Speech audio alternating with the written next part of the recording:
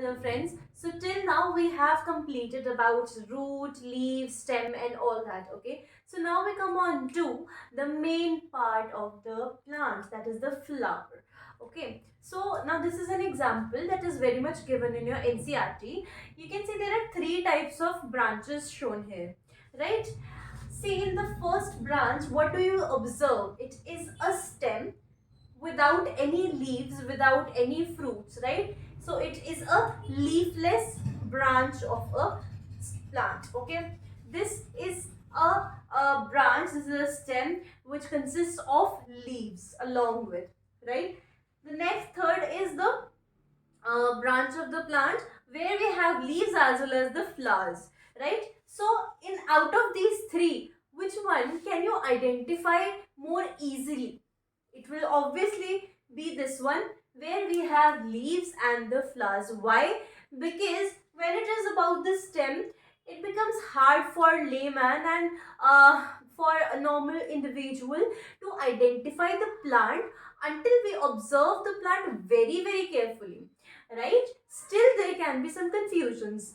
On the second plant there are leaves only, right? There are many plants which have identical leaves or identical shapes of the leaves, and so again with only the leaves being the identifiable feature, it becomes a little critical again to identify which plant we are talking about, right? When it comes to the flower, every plant has a different type of flower, different colors, different textures, different shapes, and different parts of the flower that we are going to read further. Okay, so these are the main criteria how we can identify a plant.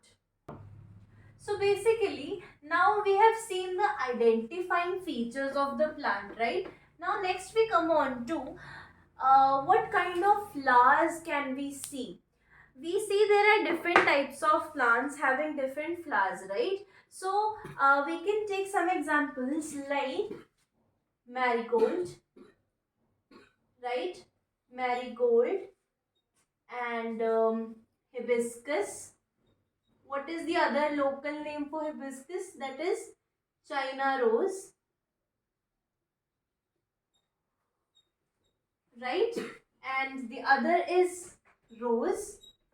So these are the basic flowers which we easily use for dissections and for understanding and for studying the flowers. Okay, so basically the hibiscus is the most commonly used flower. Okay, why? Because the parts of hibiscus are very prominent and we can easily see that the androecium and gynoecium are separate, and we can identify the ovary, the thalamus, all the parts we can easily identify. Okay, now we come on to the next part of the flower. See, this is, suppose, first stage of a flower is a bud, right?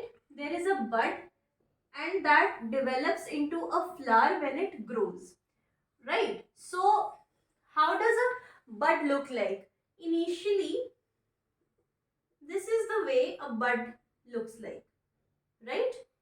So this is attached to the stem, right? When the bud is covered, it is covered by small thick leaf-like structures, right? When it becomes the flower, the petals of the flower and all other parts of the flower are inside the inside this covering, and these leaf-like structures that cover the flower when present in the bud form, these are called the sepals. Okay, and when the flower blooms, now suppose you see, this is a, we make a hibiscus, this is the shape of the hibiscus, don't mind my drawing. Okay, so this is a hibiscus, and you see there are green leaves on the outer portion of the flower, and then there is a there is a little swollen portion at the bottom, and then the petiole.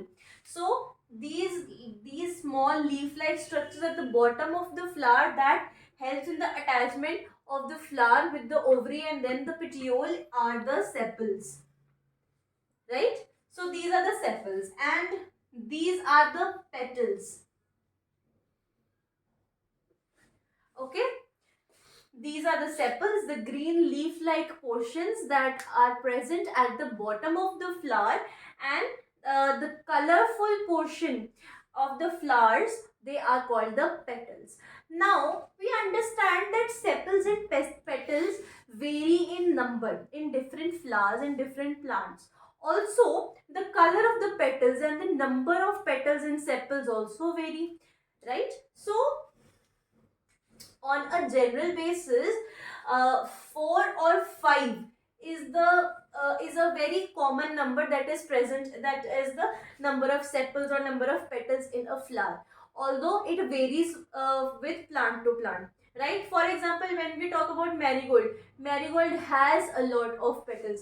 It is not just 4 to 5, right? Also rose also has many petals, not only 4 to 5. On the other hand, hibiscus, it has 4 to 5 petals also. Okay, then also there comes another point that in some flowers, these sepals or petals tend to be fused together, right? What do you mean by fuse now? You see, have you seen the petals of a rose? Obviously you have. This is the most common flower we ever used to decorate our houses or any puja or any celebration, right? So we use the petals, right? When you use the petals, they are only joined at the end with the ovary or the thalamus, right? They are not joined with each other. You don't need to separate them from each other, right? On the other hand, you see sepals. Sepals are sepals like suppose this is the flower. Now don't mind my drawing at all, because this is a flower for me, and these are the sepals, right? So as you can see, now here the sepals are separate, right? But sometimes they are also joined. You can't separate these leaf-like structures from each other without tearing them. Okay, so now when we identify plants, when we identify different species, when on the basis of flowers, these are the main criterias. What are these? Number and size of petals, number and size of sepals, are petals joined or fused or not, are sepals joined or free, right? Then does the flower have an androecium, does it have a gynoecium? Okay, is the stamen free or it is also fused? Okay, and what are the number of petals and sepals, and what are the colors of petals, right? So these are the main criterias when you identify a flower. Okay, so guys, this is the table number 7.3 from the NCERT. I have just mentioned जो चीजें NCERT में already दी हुई हैं.